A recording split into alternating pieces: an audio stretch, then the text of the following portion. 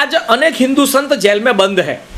मैं ऐसा कहता हूं कि ये हिंदू संतों ने इस भूमि की सेवा के लिए काम किया, मुस्लिम तुष्टीकरण अटकाने का काम किया, हिंदू में से क्रिश्चियन बनाने का काम कर रहे थे उसको अटकाने का काम किया, इसलिए वो जेल में है। मगर जो लोग खुलेआम ये करते हैं उनको कुछ नहीं होता है। उसके यही मेरा कहना है कि जिस प्रकार से वोटों की तुष्टीकरण के लिए ये जो हो रहा है उसके खिलाफ लड़ना चाहिए, चाहे आसाराम बापू हो या दूसरे कोई भी साधु संत हो, उन सबके को बचाने के लिए हिंदू समाज को एक होना पड़ेगा। हिंदू समाज के सभी साधु संतों को एक प्लेटफॉर्म पे आके कहना पड़ेगा ये गलत है, हिंदू समाज को जागरूक करना पड़ेगा। मैं आज भी कहता हूँ कि अगर हमारा धर्म रक्षा मंच को मैंने कहा है कि अगर हम तय करते हैं, मैं सिर्फ इतना कहता हूं कि 6 महीने में धर्म रक्षा मंच पूरे देश में एक प्रकार से काम करता है तो हिंदुस्तान के सभी साधु संत को बाहर लाना पड़ेगा, सरकार को हम फर्ज पाड़ सकेंगे।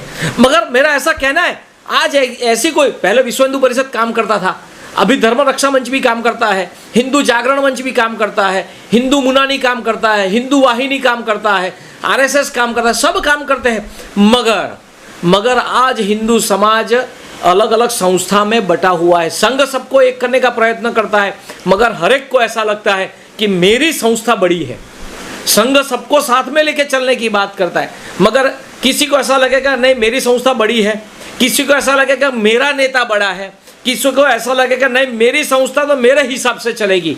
अगर सब हिंदू एक प्लेटफॉर्म पर आते हैं तो एक भी साधु संत एक दिन के लिए भी जेल में नहीं रहेंगे, 24 घंटे के अंदर बाहर निकालना पड़ेगा। अगर मैं आज फिर से दोहरा रहा हूं कि एक तय करते हैं, अपने पास आज सोशल नेटवर्क के द्वारा ट्विटर, फेसबुक और बाकी जो भी है उसके आधार पर अगर हम शुरू करते हैं तो सरकार को भी साधु संतों को बाहर लाने की फर्ज पड़ेगी। अगर सलमान खान जैसे को बेल मिल सकती है, लालू जेल में जाके सजा हो इसके बाद बाहर आ सकता है, तो हिंदू संतों को बेल क्यों नहीं मिल सकती?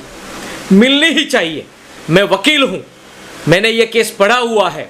आसाराम बापू या दूसरे साध्वी प्रज्ञा जी, दूसरे भी साधु है, नित्यानंद जी, इन सबके सामने जिस प्रकार से केस किए गए उस केस में दम क्या है? मगर हिंदू साधु है क्योंकि हिंदू समाज का टॉलरेंस पावर ज्यादा है, सहन शक्ति ज्यादा है। ऐसा करके कि हिंदू कर करके क्या करेगा? हिंदू एक होने वाला नहीं है। तो हिंदू अगर एक नहीं होगा तो इस प्रकार से जो सामाजिक मूवमेंट चलानी है, मैं एजिटेशन नहीं चलाने का नहीं कह रहा हूं, मैं मूवमेंट चलाने की बात कर। एजिटेशन और movement both are different.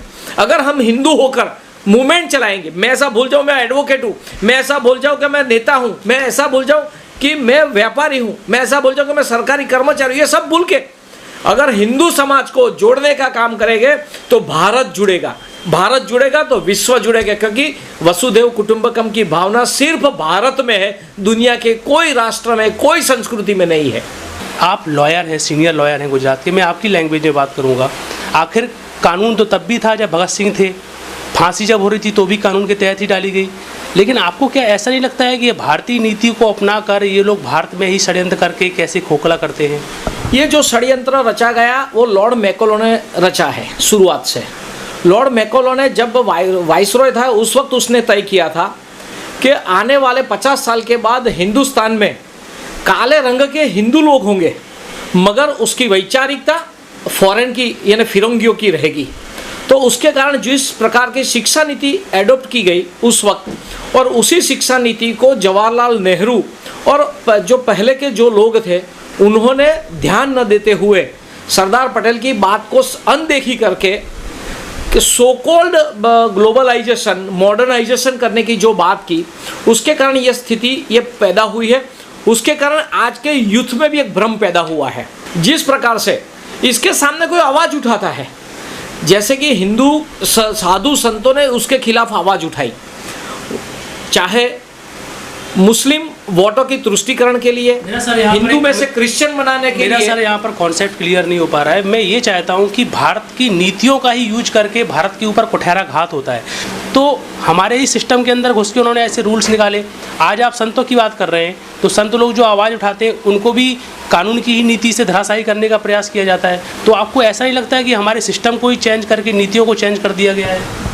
System को चेंज, मैंने वही कहा कि लॉर्ड मैकॉलो ने जो शिक्षा नीति अख्तियार की, एडॉप्ट की हिंदुस्तान के अंदर, जो हिंदुस्तान की मूलभूत शिक्षा नीति थी, वो शिक्षा नीति को धीरे धीरे क्रमशः खत्म करने के बाद उनकी शिक्षा नीति हम पर जिस प्रकार से थोपी गई, इतिहास जो हिंदुस्तान का नया लिखा गया, आज की स्थिति में ऐसा है कि ओरिजिनल हिंदुस्तान का इतिहास लिखने की बात करते हैं तो उसको संघ से या भगवाकरण के साथ जोड़ दिया जाता है। ये हमारी कमनसीबी है, क्योंकि उनको चश्मा फिरंगियों की पहना गया, मैकॉलो का चश्मा आज पहन रहे सब लोग। उसके आधार पर भारत किस दिशा में आगे बढ़ेगा, भारत का विकास कैसे होगा। अरे भाई, भारत का विकास की बात ही क्या है, भारत तो विश्वविख्यात था, भारत का तो विकास था ही, क्योंकि हमने सर्च किया है, दुनिया रिसर्च कर रही है।